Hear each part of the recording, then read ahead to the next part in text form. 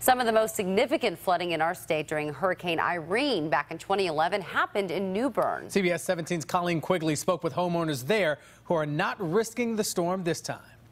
We're standing on a dock in the Trent River, and back in 2011 during Hurricane Irene, I'm told the water of the river came up so high you could only see about 1.5 feet of this pylon. Well, tonight the people who live here tell me they're afraid the water is going to become even higher during Florence, possibly over this. So today they spent the day preparing.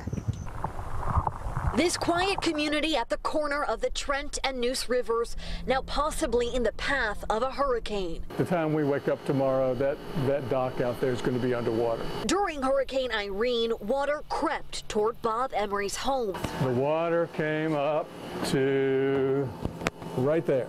So he and his wife weren't taking any chances with Florence. The forecast this time is for several feet at least of water in the garage. So we're trying to get everything up.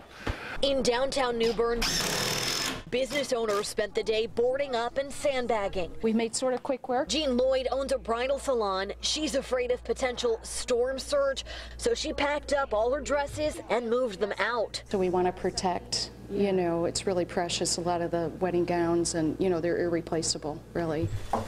Bob and his wife say they're going to ride out the storm, but are anxious that this could be worse than the ones they've weathered before. The next 48 hours or however many hours it is, with the wind howling and raining hard and wondering how high the water's going to come up, is not going to be any fun.